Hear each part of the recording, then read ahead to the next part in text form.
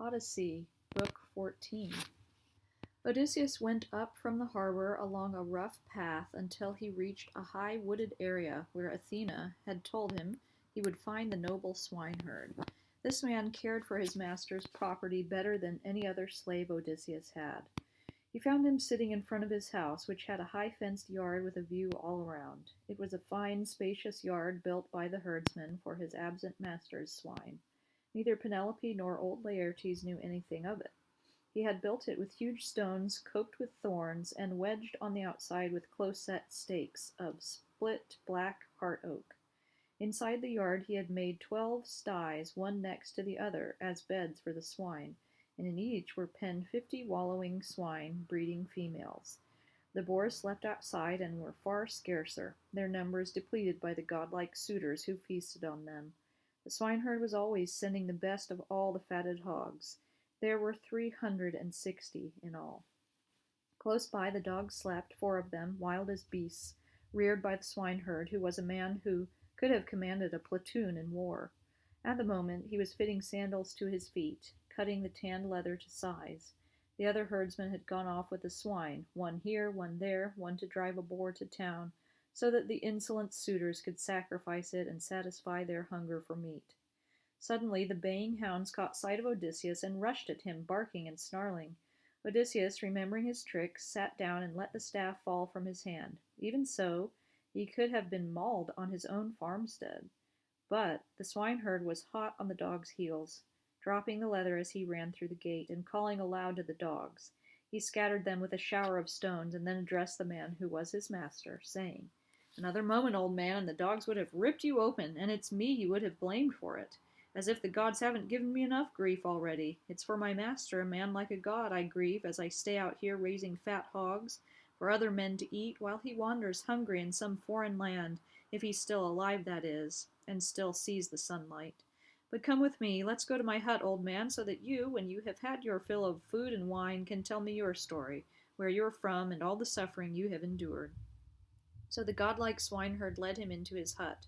Once inside, he had him sit down on a pile of thick brushwood over which he spread the skin of a shaggy wild goat, a large thick hide on which he usually slept.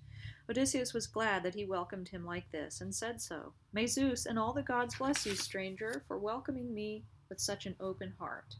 And you answered him, Eumaeus, my swineherd.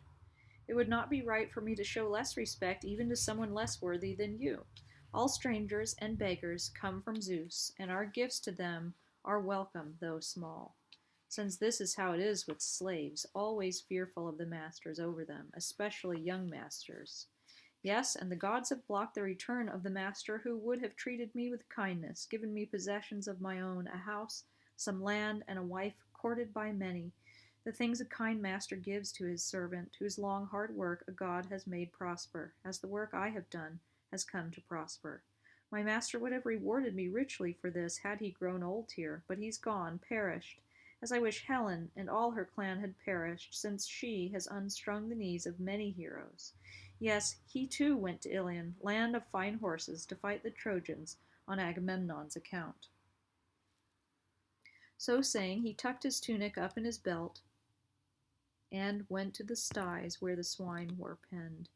He picked out 2 and slaughtered them both, singed them, butchered them, and put them on spits. When he had roasted everything, he brought it out hot on the spits and served it to Odysseus, sprinkling the pork with white barley meal.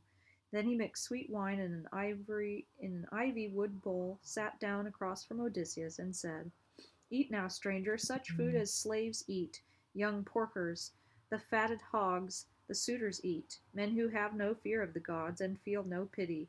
The blessed ones do not love wickedness, but honor justice and repay righteousness. Even men who wage war in a foreign land and sail for home with their ships filled with loot. Even men like that fear the wrath of the gods. But these men here must know something, must have heard from a god that my master is dead, since they are so unwilling to conduct their courtship in a way that is just, or to return to their homes. They just lounge about, squandering our goods, sparing nothing in their insolence. Every day and night they slaughter our animals, not just 1 or 2 either, and waste our wine. At least my master's holdings are huge. No, hero, either on the dark mainland or Ithaca itself, has nearly as much. 20 men together could not match his wealth. Let me count it for you. 12 herds of cattle over on the mainland, and as many flocks of sheep, droves of swine, and spreading herds of goats, all of them pastured by his own herdsmen and hired foreigners, and more herds of goats, 11 in all, range our island's coasts. Good men watch them, and every day each of these men drives up the best fatted goat in all of his flock, for the suitors to eat. Myself, I keep these swine and always pick out the best to send to them. As he spoke, Odysseus was silently eating his pork and drinking wine, and chewing on how to punish the suitors. When he had satisfied his appetite for food, the swineherd filled for him the drinking bowl he ordinarily used himself, and gave it to him, brimming with wine. Odysseus gladly took it, and his words flew on wings to the swineherd. Well, who was it, my friend? Who bought you? Who is this rich and powerful man? You said he died fighting on Agamemnon's account. Tell me his name. I might recognize it. Zeus only knows who I might have met, and have some news of. I've wandered far. And the swineherd, a leader of men. Old man, no wanderer who came with news of him could ever convince his wife and son. Besides, all a needy vagabond ever does is tell lies. He has no interest at all in telling the truth. Whenever a wanderer comes to Ithaca, he goes to my mistress with a cock-and-bull story. She receives him kindly and questions him closely, and tears fall from her eyes, and she weeps and cries the way a woman will whose husband dies abroad. And you make up a story too, old man, in an instant, if you thought you could get a cloak and tunic out of it. But by now dogs and birds have torn the flesh from his bones, and his soul has crawled off.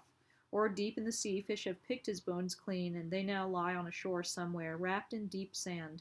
No, he's dead and gone, and there is nothing left for his dear ones but grief, and for me especially, for never again will I find a master so mild, however far I go.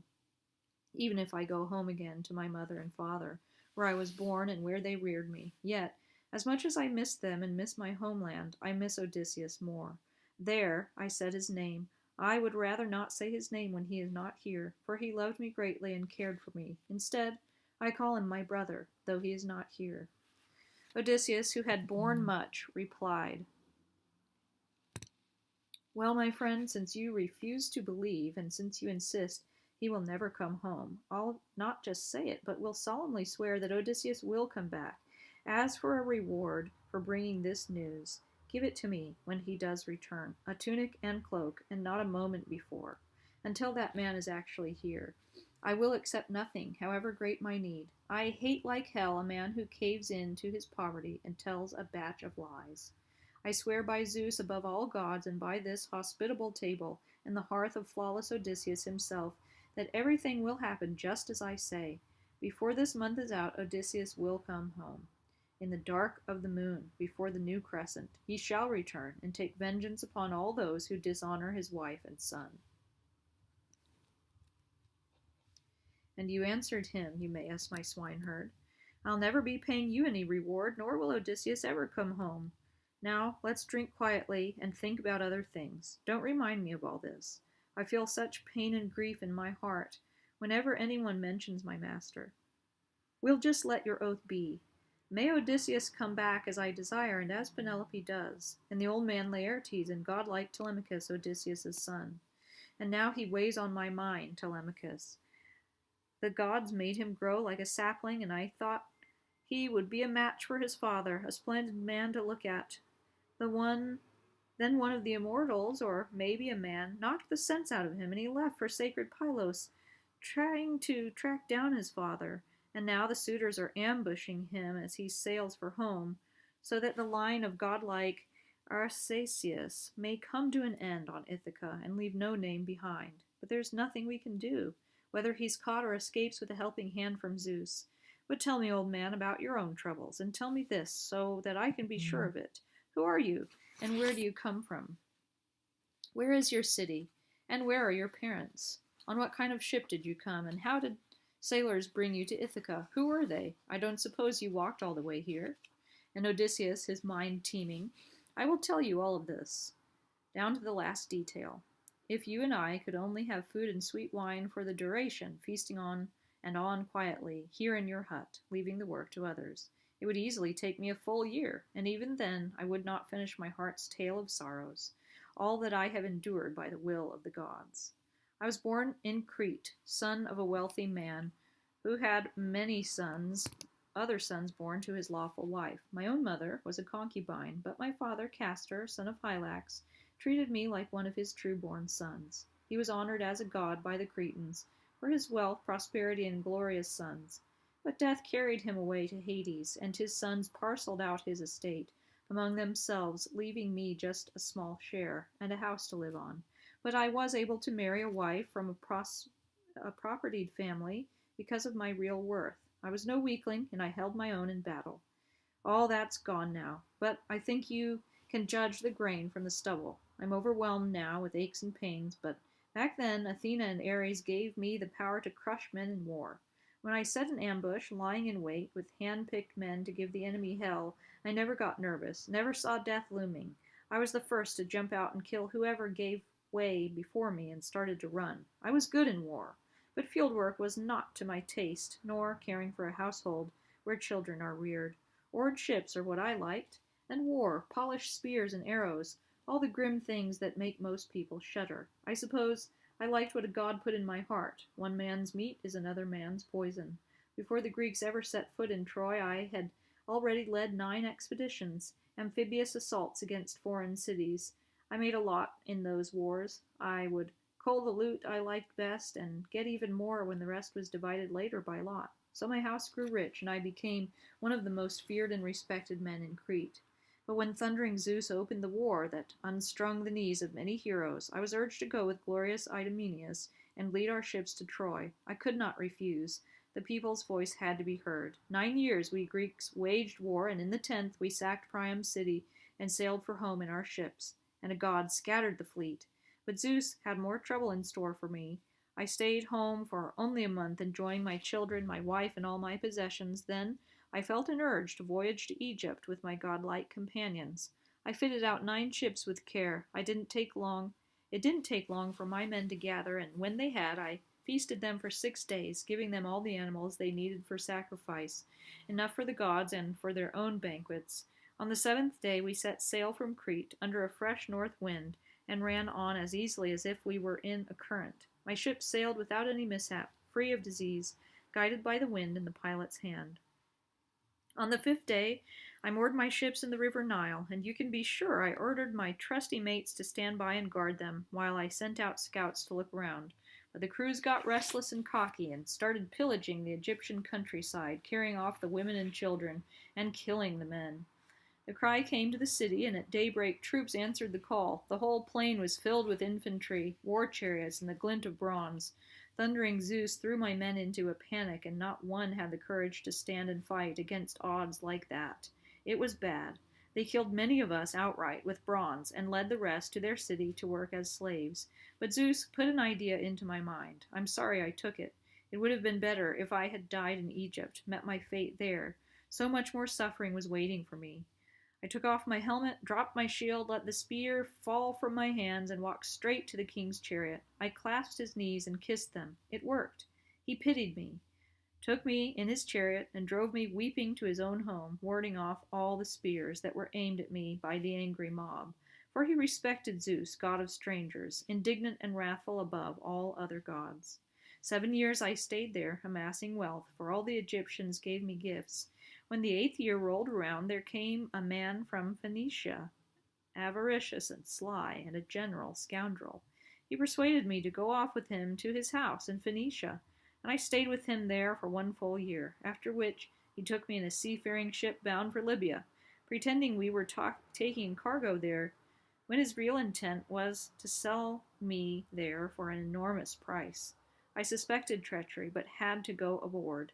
The ship ran on under a fresh north wind, staying above Crete in a mid-sea course. Then Zeus devised the crew's utter destruction. When we left Crete behind, there was no other land in sight, only sea and sky. Then Zeus put a black cloud over our ship. The sea grew dark beneath it, and Zeus thundered and struck the ship with a lightning bolt. She shivered from stem to stern, and was filled with sulphurous smoke. The men went overboard, bobbing in the waves like sea crows around the black ship, their day of return snuffed out by the god. As for me, Zeus himself, in the midst of my distress, put into my hands the surging mast of the dark-prowed ship. That saved my life. I clung to the mast as the terrible winds bore me along. I was out there 9 days, and on the 10th black night a great wave rolled me ashore in the Thesprotians' land. The Thesprotian king, the hero Phaedon, took me in. There was no talk of ransom, for his son had found me, overcome with cold and fatigue, and raised me up by the hand, and led me to his father's palace, where he gave me a tunic and a cloak to wear. It was there I learned of Odysseus. The king said he had been his guest there on his way back to his native land. He showed me all the treasure Odysseus had amassed, bronze, gold, and wrought iron, enough to feed his children's children for 10 generations, all stored there for him in the halls of the king. Odysseus, he said, had gone to Dodona to consult the oak tree oracle of Zeus and ask how he should return to Ithaca, openly or in secret, after being gone so long. And he swore to me as he poured libations there in his house that a ship was launched and a crew standing by to take him home. But he sent me off first, since a Thesprotian ship happened to be leaving for Dulichium, where I wanted to go. He told that crew to escort me to King Acastus there. Somehow the crew turned against me, and I was destined for even more pain. When the ships left land, it wasn't long before they hatched a plot to sell me as a slave.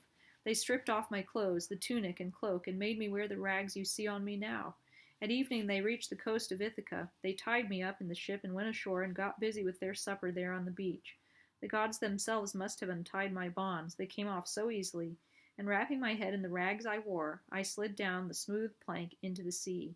I started to swim a breaststroke and was soon out of the water and away from them. I went upland a ways and found a leafy thicket and huddled up in it. They looked all over, moaning and groaning, but couldn't see any profit in continuing their search, and so they went back aboard their hollow ship. The gods kept me under cover, easy for them, and guided me to the farmstead of a wise man. It seems I'm still destined to live. And you answered him, Eumaeus, my swineherd. You poor wandering wretch, you've wrung my heart with all the particulars of your suffering. But the part of your story about Odysseus just isn't right, and I'm not buying it. Why should a man in such a fix as you are want to lie like that? I know all about the return of my master, how the gods spited him in not letting him die among the Trojans, or in his friends' arms after he had wound up the war. The entire Greek army would have buried him then, and great honor would have passed on to his son. As it is, the whirlwinds have snatched him away. Myself, I live out here with the swine. I never go into the city unless Penelope asks me to, when news comes to her from somewhere. Then everyone sits around the visitor and questions him, but those who miss their absent lord and those who enjoy devouring his goods without recompense. But I don't ask anything, not since the time the Aetolian fooled me with his phony story. He had killed a man and was wandering the earth. He came to my house, and I welcomed him. He said he had seen Odysseus in Crete at Idomeneus' house, repairing some of his ships that storms had battered. And he said he would be back by summer or harvest, bringing with him piles of treasure and his godlike companions. And now, you woeful old man, since some god has steered you my way, don't you try to charm me or win me over with lies. It's not for that I'll show you respect or kindness, but for fear of Zeus, and out of pity for you. And Odysseus, his mind teeming. You have a heart that just won't believe. Not even my oath was enough to convince you. Let's make a bet, with the gods on Olympus as witnesses. If your master comes back, you give me a cloak and tunic to wear, and get me back to Dulichium, where I want to be. But if he doesn't come back, as I say he will, have your slaves jump me and throw me off a cliff, so that the next beggar will think twice before lying. And the noble godlike swineherd answered, And that would earn me a fine reputation now and forever, wouldn't it, stranger? First, I welcome you into my hut, and then I take you outside and end your sweet life, and afterwards I'll pray to Zeus, son of Cronus, with a clear conscience. It's time for supper. I hope my men come back soon, so we can make a tasty meal here in our hut. As they were speaking, the herders came up, driving the swine. They put the sows in the sties where they always slept, and an amazing racket rose from the animals as they were being penned. The swineherd called to the workers and said, Bring the best boar we have, so I can slaughter him for the stranger here, and for us, too. We have worked long and hard with these tuskers, while others eat up our labor free of charge. With that, he started to split wood with an axe, while they brought in a 5-year-old fatted boar and set him down by the hearth. The swineherd did not forget the immortals. He had a good mind for this. Casting into the fire as a first offering bristles from the head of the white-tusked boar, and praying that Odysseus would return to his home. Then he came down hard with a piece of split oak, and the boar's spirit left him.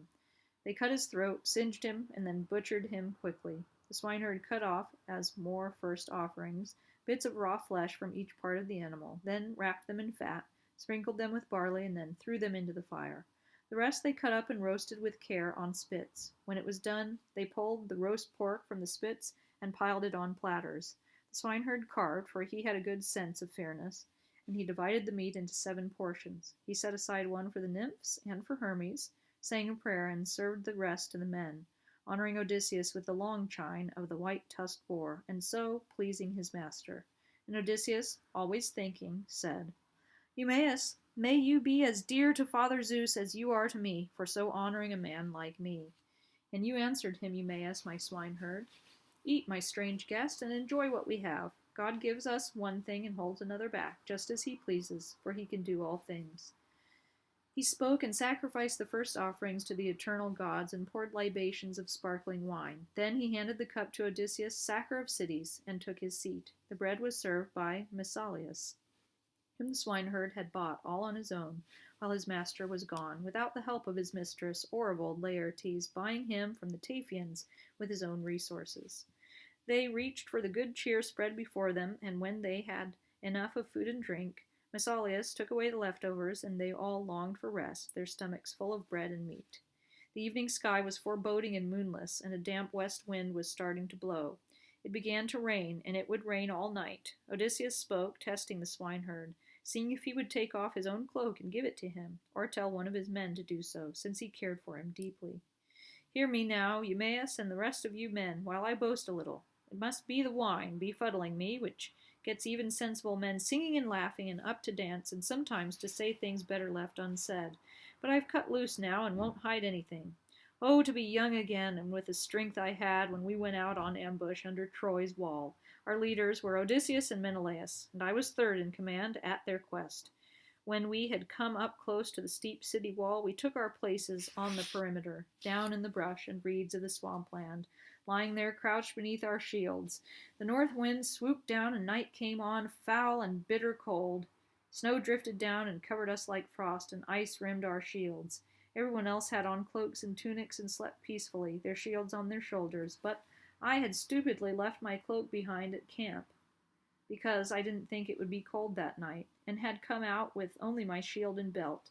During the third watch, when the stars had turned in their wheeling course, I nudged Odysseus, who was lying next to me, and he heard me say, Son of Laertes in the line of Zeus, wily Odysseus, listen, I'm about dead over here. This cold is killing me. I don't have a cloak. Some god talked me into coming out here with only a tunic, and now there's no going back. He put his mind to work and came up with a plan. That's how he was. He could think up things as well as he could fight. He whispered to me, Be quiet now, or one of our men will hear you. Then he propped his head up on his elbow and said, We've come too far from the ships. We need someone to request Agamemnon, commander-in-chief, to send out more troops from our beachhead camp. He had no sooner spoken than Thoas was on his feet. He flung aside his purple cloak and sprinted off to the ships, and wrapped in that cloak, I lay down gladly until dawn shone with gold. Oh, to be young again and still have my strength. Then one of the swineherds would give me a cloak, both out of kindness and out of respect for man. But now they scorn me, because I am dressed in rags. And you answered him, Eumaeus, my swineherd. There's nothing wrong with your story, old man, and nothing you've said is out of line or unprofitable, so you won't go without. You'll have clothing, yes, and everything else a suppliant in need ought to receive, at least for tonight. But in the morning you'll have to shake out those old rags of yours. We don't have extra tunics or cloaks around here. Each man has only one, but when Odysseus' son comes, he himself will give you a cloak and tunic to wear, and will send you wherever your heart desires. So saying, the swineherd sprang to his feet and started to make up a bed for Odysseus near the fire, spreading it with goat skins and fleeces. There Odysseus lay down, and Eumaeus threw over him a large, heavy cloak that he kept on as a spare for stormy weather. So there Odysseus slept with the young men all around him, but not the swineherd. He would not settle for a bed inside, away from the boars.